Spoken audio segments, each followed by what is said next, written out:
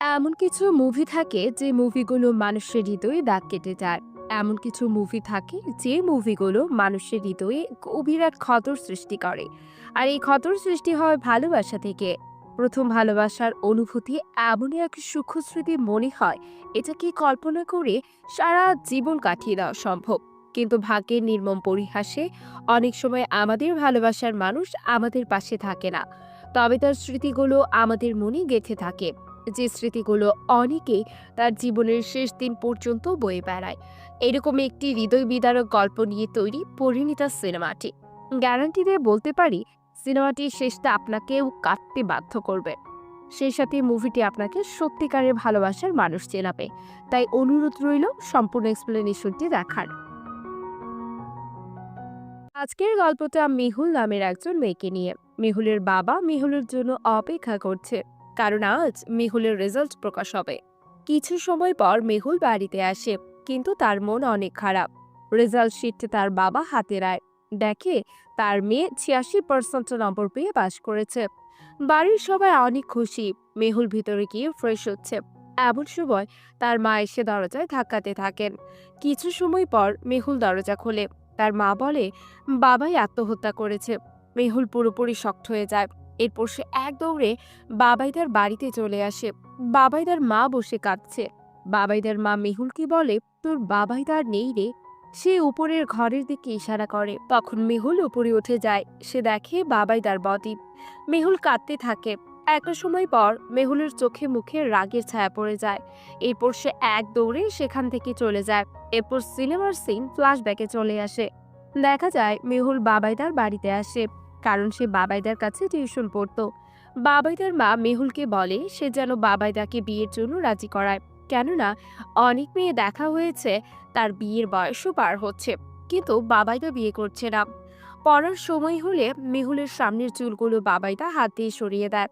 মেহুলের কাছে এই অনুভূতিটা একেবারে অন্যরকম, কারণ সে বাবাইদাকে অনেক আগে থেকেই পছন্দ করে। বাবাইদার মামা মেহুলকে বলে, একজন মেয়ে আছে যে প্রেসিডেন্সি কলেজে পড়ে এবং দেখতে অনেক সুন্দর, কিন্তু মেহুল বাবাইদার কাছে সেই মেয়ে সম্পর্কে বাড়িয়ে বাড়িয়ে বলে যে মেয়েটি মদ খায়, একই ক্লাসে 3 বছর ধরে রয়েছে, মেয়ের বাবা ড্রাগের বিজনেস করে। মেহুলের উদ্দেশ্য বাবাইদা যেন তাকে ছাড়া কাউকে বিয়ে না করে। মেহুলের দুজন বান্ধবী ছিল, মোটু ও টুসু। তারা মেহুলের সম্পর্কে সবকিছুই জানতো। মেহুল বাবাইদাকে পছন্দ করে সেটাও।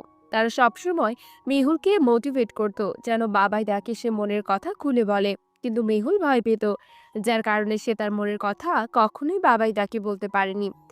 একদিন সে বাবাইদার রুমে আসে আর দেখে বাবাইদা ঘুমিয়ে আছে। মেহুল সেখানে থাকা বাবাইদার ডায়েরি নিয়ে পড়তে থাকে। বাবাইদা একটি মেয়েকে নিয়ে লিখেছিল। ডায়েরিতে অনেকগুলো কবিতাও লিখেছে মেয়েটিকে নিয়ে। সেই সাথেই ডায়েরিতে লেখা ছিল, তোর এক্সামের পর আমি তোকে প্রপোজ করব। ঠিক সেই সময় বাবাইদা মেহুলের কাছ থেকে ডায়েরিটা কিনে নেয়। মেহুল এবার মনে মনে ভাবতে থাকে, বাবাইদা হয়তো আমাকে পছন্দ করে, আমার এক্সামের পর আমাকে প্রপোজ করবে। মেহুল একদিন বাবাইদার সাথে হাঁটছিল। সে বাবাইদাকে বলে, বাবাইদা তুমি তো আমাকে ছেড়ে কোনোদিন যাবে না। বাবাইদা বলে, সেটা তো তুই যাবি যখন তোর বিয়ে হবে। তখন মেহুল বলে, আমি কোনোদিন বিয়েই করব না। তাদের দুজনকে একসাথে রেখে কয়েকজন ছেলে সিটি বাজায়। মেহুল তখন খেপে যায়। সে কিছু বলতে যাবে, এমন সময় বাবাইদা তার হাত ধরে নেয়। আর এতে মেহুল অনেক খুশি হয়, কারণ বাবাইদা তার হাত ধরেছে এর জন্য। এরপর একদিন মোটু ও টুসু একটি সিডি নিয়ে মেহুলের বাড়িতে আসে। তারা বসে নীল ছবি দেখছিল। এমন সময় দরজায় বাবাইদা আসে আর মেহুলকে ডাকতে থাকে। মেহুল টিভি বন্ধ করে দেয়, কিন্তু বাবাইদা এসে রিমোটের উপর বসে পড়ে, যার কারণে রিমোটে চাপ লেগে আবার টিভি চলতে শুরু করে। বাবাইদা তো অবাক হয়ে যায়। এরপর বাবাইদা সেখান থেকে চলে যায়। মেহুল বাবাইদার কাছে আসে আর বলে, আমার কোনো দোষ নেই, ওরা দুজন সিডিটা এখানে নিয়ে এসেছে। বাবাইদা বলে, তুই অনেক বড় হয়ে গিয়েছিস, সেটা আজ বুঝলাম, তোর আর এই বাড়িতে আসার দরকার নেই। মেহুল অনেক অনুরোধ করার পর বাবাইদা তাকে বলে, আচ্ছা কাল আসিস, তোকে আমি একটা কথা বলবো। আমার মনে হয় সে কথা বলার সময় এসেছে। মেহুল বলে, বাবাইদা কি বলবে? তখন বাবাইদা বলে, কাল দোলের দিন তোকে আগে আবির দেব, তারপর বলবো। মেহুল অনেক খুশি হয়ে যায়। তখন সে মনে মনে ভাবতে থাকে, কাল বাবাইদা হয়তো তাকে প্রপোজ করবে। পরের দিন মেহুল অনেক খুশি, বাবাইদার কাছে যাচ্ছে রং লাগানোর জন্য। তখন তার মা বলে পূজা করে যেতে। সেখানে গিয়ে মেহুল দেখে সিঁদুরের কৌটা। সেখান থেকে কিছুটা সিঁদুর নিয়ে আবিরের মধ্যে দিয়ে দেয়। সে চায় বাবাইটা তার সিঁথিতে এই রঙে রাঙিয়ে দিক। সে আসে বাবাইদার কাছে। বাবাইদা বলে, 2 বছর থেকে ভালোবেসেছি, কিন্তু বলতে পারিনি। তুই ডায়েরি পড়ে বুঝতে পারিসনি? চোখ বন্ধ কর। মেহুল চোখ বন্ধ করে আর মনে মনে ভাবে বাবাইদা তাকে প্রপোজ করবে। কিন্তু তাকে চোখ খুলতে বলা হয়। মেহুল দেখে বাবাইদার পাশে একজন মেয়ে দাঁড়িয়ে আছে। বাবাইদা বলে, এর নাম সায়ন্তিকা, আমার ক্লাসমেট এবং আমার কলিগ। গতকাল তাকে প্রপোজ করেছি আর সে হ্যাঁ বলেছে। এসব দেখে মেহুলের চোখে পানি এসে যায়। বাবাইদা বলে, কি ব্যাপার, তোর চোখে পানি কেন? মেহুল বলে, চোখে রং গিয়েছে। মেহুল এখানে সায়ন্তিকাকে রং মেখে চলে যায়। মেহুল কাঁদতে কাঁদতে বাড়ি চলে আসে। এরপর মেহুল অন্যরকম হয়ে যায়। সে কারোর সাথে তেমন কথা বলে না, বান্ধবীদের এড়িয়ে চলে, গলি রাস্তা ছেলেদের সাথে আর খেলা করে না। সবকিছু বাদ দিয়ে এখন সে পড়ায় মন দিতে চায়। সামনে তার এক্সাম। বাবাইতে তাকে মাঝে মাঝে ফোন দেয়, কিন্তু সে তার ফোন রিসিভ করে না। কিছুদিন পর তার এক্সাম শুরু হয়ে যায়। এরপর একদিন সে দেখে বাবাইদার বাড়ির সামনে পুলিশের গাড়ি, কিন্তু মেহুল সেটাকে কোনো রকম গুরুত্ব দেয় না। একদিন পরীক্ষা শেষ করে মেহুল ফিরছিল, তখন বাবাইদা তাকে ডাক দেয় এবং তার হাতে একটি চিঠি দেয়। মেহুল বলে, আবারও আরেকটা সারপ্রাইজ? তোমার প্রত্যেকটা সারপ্রাইজ কি আমার জন্য? বাবাইদা বলে, সময় করে পড়ে নিও, আর আমার সাথে একবার দেখা করতে পারবে? মেহুল বলে, আমার পরীক্ষা চলছে, তুমি জানো না? কথাটি বলে মেহুল সেখান থেকে চলে যায়। পরীক্ষা শেষ হয়ে যায় আর একদিন তার রেজাল্ট দেয়। মেহুল খুব ভালো রেজাল্ট করেছে। মেহুলের মা তাকে এসে বলে বাবাইদা সুইসাইড করেছে। আর এই দৃশ্যটি আমরা সিনেমার শুরুতে দেখেছিলাম। মেহুল বাবাইদাকে এক নজর দেখে এবং সেখান থেকে দৌড়ে বাড়িতে আসে। বাড়িতে এসে মেহুল কাঁদতে থাকে। তার মা তার কাছে আসলেই সে তার মাকে জড়িয়ে ধরে কাঁদতে থাকে। কিছু সময় পর মেহুলের ভাই এসে বলে, মা বাবাইদাকে নিয়ে যাচ্ছে, ওকে নিয়ে একবার ব্যালকনিতে এসো। এরপর মেহুলকে নিয়ে তার মা ব্যালকনিতে আসে এবং বলে, দেখ বাবাইকে নিয়ে যাচ্ছে, ওকে একবার দেখে নি। কিন্তু মেহুল তার দিকে তাকায় না। এরপর সে ঘরের ভেতর চলে যায়। ঘরের ভেতরে সে মেহুল তন্ন তন্ন করে চিঠিটি খুঁজতে থাকে এবং একটা সময় পর বাবাইটা দেওয়া সেই চিঠিটা পেয়ে যায়। এরপর সে চিঠিতে পড়তে থাকে। চিঠিতে কি লেখা ছিল সেটা আমরা কিছু সময় পর জানতে পারবো। এরপর সিনেমার সিন 4 বছর পর শিফট হয়। মেহুল এখন ছোট্ট একটি সরকারি চাকরি করে। অফিসে যাওয়ার আগে প্রতিদিন সে বাবাইদার মায়ের কাছে যায়। বাবার মা এখন অসুস্থ, তার সকল দেখাশোনার দায়িত্ব মেহুলের। সে তার সকল খরচ বহন করে এবং একটি কাজে লোক রেখে দিয়েছেন সেবা যত্ন করার জন্য। মেহুল সেখানে গেলে বাবাইদার মা বাবাইদাকে মনে করে কাঁদতে থাকে। মেহুল তাকে সান্ত্বনা দিয়ে সেখান থেকে চলে আসে অফিসে। ছোট্ট একটি অফিসের মধ্যে এক আধা মানুষ, যেখানে সারাক্ষণ টাইম মেশিনের শব্দ আর ওপরে ফ্যানের শব্দ। সবকিছু মিলে মেহুল একেবারে মানসিকভাবে ভেঙে পড়ে। মেহুলের একজন সহকর্মী আনন্দে তার কাছে আসে এবং সে মেহুলকে বলে, ইউনিকর্নে আজকে আবার ইন্টারভিউ হচ্ছে। আনন্দ বলে, আপনি সেখানে যান। এর আগে মেহুল সেখানে কয়েকবার ইন্টারভিউ দিয়েছে, কিন্তু সেখানে তার জব হয়নি। এরপর মেহুল আবার ইন্টারভিউ দেয়। বাড়িতে তার বাবা অসুস্থ, প্রতি মাসে অনেক খরচ হয়ে যায়। চারদিকে মানসিক চাপে মেহুলের মেজাজ খিটখিটে হয়ে যায়।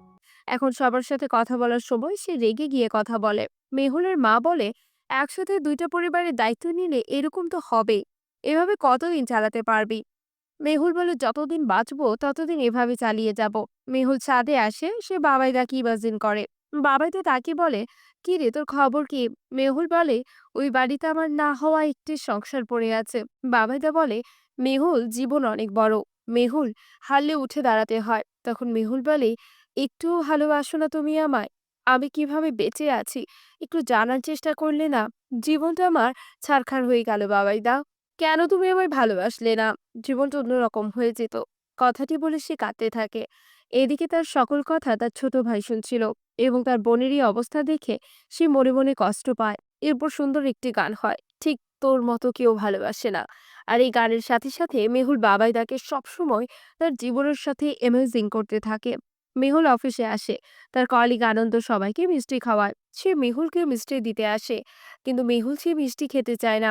আনন্দ বলে, ইউনিকর্নের জবের জন্য যে ইন্টারভিউ দিয়েছিলেন তাতে আপনি সিলেক্ট হয়েছেন। মেহুল সেখানে গিয়ে দেখে সত্যিই নোটিশ বোর্ডে তার নাম রয়েছে। মেহুল খুব খুশি হয়। এদিকে দেখা যায় মেহুলের মা মেহুলের বান্ধবীদের বাড়িতে ডেকে আনে, কারণ তার বান্ধবীদের সকলের বিয়ে হয়ে গিয়েছিল। এবং তাদের বেবিও হয়েছে। মেহুলের মা চায় মেহুল বিয়ে করুক এবং তার সন্তান হোক। কিন্তু মেহুল তো আবিরের সাথে সিঁদুর মেখে আগেই বাবাইদাকে বিয়ে করেছিল। পরের দিন সকালে মেহুল নতুন অফিসে এসে জয়েন করেন। সবাই তাকে শুভেচ্ছা জানায়। অফিসের বস রণদেবের সাথে পরিচিত হয় মেহুল। অফিস শেষে আনন্দ তার সাথে দেখা করে বলে নতুন অফিস কেমন ছিল।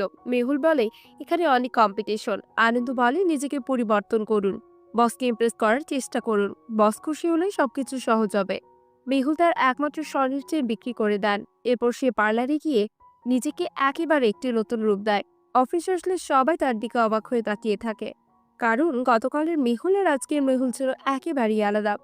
রণদীপ তাকে দেখে খুব ইমপ্রেস হয়। মেহুল পুরোপুরি কনফিডেন্স নিয়ে তার বসকে ইমপ্রেস করার চেষ্টা করে। মেহুল একদিন ইচ্ছা করে অফিসে দেরি করে তার বসকে ইমপ্রেস করার জন্য। বস এবার পুরোপুরি মেহুলের প্রতি ইমপ্রেস হয়ে যায়। একদিন অফিসের বাহিরে মেহুল দাঁড়িয়েছিল। রণদীপ তাকে বলে আমি তোমাকে তোমার বাড়ি পর্যন্ত লিফট দিয়ে দেই। মেহুল বলে প্রয়োজন নেই স্যার, আমি বাসে করে যেতে পারবো। পরের দিন মেহুলের বস মেহুলের জন্য একটি প্রাইভেট গাড়ি পাঠিয়ে দেয়। বসের সাথে মেহুল সময় কাটাতে থাকে। একদিন তার বস তাকে কফি খাওয়ার জন্য অফার করে। রণদীপের সাথে কফি খেতে যাওয়ার সময় মেহুলের কাছে একটা ফোন আসে। বাবাইদার বাড়ির কাজের লোক তাকে ফোন করেছে। সে বলে বাবাইদার মা আর নেই। কথাটি শুনে মেহুল একেবারে স্তব্ধ হয়ে যায়। এরপর সে বাবাইদার বাড়িতে আসে। সেখানে সে বাবাইদার মায়ের সাথে জড়ানো পুরনো স্মৃতিগুলো মনে করে কাঁদতে থাকে। আনন্দ আবার আসে মেহুলের সাথে দেখা করতে। সে বলে কয়েকদিন থেকে আপনি আমার ফোন ধরছেন না। মেহুল বলে আমি একটু ব্যস্ত ছিলাম। আনন্দ বলে আপনি যে কাজ করছেন তাতে অনেক রিস্ক রয়েছে, তবে আপনি যে কোনো বিপদে আমাকে স্মরণ করবেন। মেহুল বলে ঠিক আছে। একদিন মেহুলকে তার বস ড্রিঙ্ক করার জন্য অফার করেন। সেদিন তার বস তাকে প্রপোজ করে। মেহুল তার সাথে কথা বাড়াতে থাকে। মেহুলকে রণদীপ একটি বেডরুমের মধ্যে নিয়ে আসে, আর ঠিক সেই সময় তার স্ত্রী তাকে ফোন করে। রণদীপ বলে তারই একটি সমস্যা, সবসময় ভুল জায়গায় ভুল সময় এন্ট্রি নেয়। মেহুল বলে ঠিক, তাই সে সবসময় ভুল জায়গায় ভুল সময় এন্ট্রি নেয় বলেই একজন পৃথিবী ছেড়ে চলে গেছে। রণদীপ বলে কে সে। মেহুল বলে বাবাইদা। মেহুল বাইরে যেতে লাগলে রণদীপ তার সাথে জোর করে ইন্টিমেট হতে চায়। সেখানে থাকা মদের বোতল দিয়ে মেহুল রণদীপের মাথায় আঘাত করে। মেহুল থানায় এসে অজ্ঞান হয়ে পড়ে। এরপর আমরা নিউজে দেখতে পাই রণদীপ এবং তার স্ত্রী শান্তিকার বিরুদ্ধে একটি মামলা করা হয়েছে। একদিকে রণদীপ মেহুলের শ্লীলতাহানি করার চেষ্টা করেছে, অন্যদিকে রণদীপ এবং শান্তিকা মিলে শেয়ারের কয়েক কোটি টাকা আত্মসাৎ করেছে। এছাড়া আজ থেকে 4 বছর আগে বাবাইদার আত্মহত্যার জন্য প্ররোচিত করেছিল রণদীপ এবং তার স্ত্রী শান্তিকা, এবং সেটা তদন্ত করার জন্য আদালতের কাছে মেহুল দাবি জানায়। সিনেমার সিন ফ্ল্যাশব্যাকে গেলে আমরা বাবাইদার লেখা মেহুলের কাছে চিঠির কথাগুলো জানতে পারি। চিঠিতে বাবাইদা লিখেছিল স্নেহের মেহুল, আমার সাথে অনেক কিছুই ঘটে গিয়েছে, হয়তো তুই সেটা জানিস না। এদিকে তুই আমার ফোন ধরছিস না। মেহুল জানিস জীবনে এমন অনেক সময় আসে যখন নিজেকে খুব অসহায় মনে হয়। আমার সেরকম অবস্থা। ইঞ্জিনিয়ারিং কমপ্লিট করার পর জয়েন করলাম, তখন আমার সাথে জয়েন করলো শান্তিকা সহ আরো কয়েকজন। ওখানে আমাদের বস ছিল রণদীপ। শান্তিকা কিছু একটা পারফিউম ব্যবহার করত, যেটাতে স্যার পাগল হয়ে যেত। আমার চেনা শান্তিকা কর্পোরেটের ছায়ায় একেবারে পাল্টে গেল। একদিকে আমি তার জন্য অপেক্ষা করছিলাম, আর সে শুধু এগিয়ে যাচ্ছিল রণদীপের দিকে। একদিন সবকিছু পাল্টে গেল। রণদীপ স্যারের রুমে গিয়ে দেখলাম আমার শান্তিকা তার সাথে ঘনিষ্ঠ অবস্থায় আছে। রণদীপের সাথে আমার হাতাহাতি হলো। শান্তিকা আর রণদীপ মিলে আমার বিরুদ্ধে মিথ্যা ধর্ষণের মামলা করলো। আমি তোর বাবাইদা, আমার একটা সুনাম ছিল, সুন্দরভাবে লেখাপড়া করেছি, এতটা অপমানিত হব কখনো ভাবিনি। ফরেন্সিক রিপোর্টেও টাকা দিয়ে মিথ্যাভাবে ফাঁসিয়ে দিল। মনে মনে ভেবেছিলাম আমি হয়তো শেষ, শুধু একজনের প্রতি ভরসা ছিল, সেটা তুই। কিন্তু তুই আমার ফোনগুলো ধরলি না। কিছু মনে করিস না, আমি চলে যাচ্ছি, তোর বাবাইদা। মেহুল এবার বলে যেদিন তুমি মারা গেলে তারপর আমি জানতে পারলাম শান্তিকা রণদীপকে বিয়ে করেছে। তাই আমি প্রাণপণে চেষ্টা করেছি এই অফিসে জয়েন করার জন্য। আমি জানতাম রণদীপ আমার ফাঁদে পা দেবে। আসলে শান্তিকার দেখানো পথে মেহুল হাঁটছিল। মেহুল বলে আমাকে তো পারতেই হতো।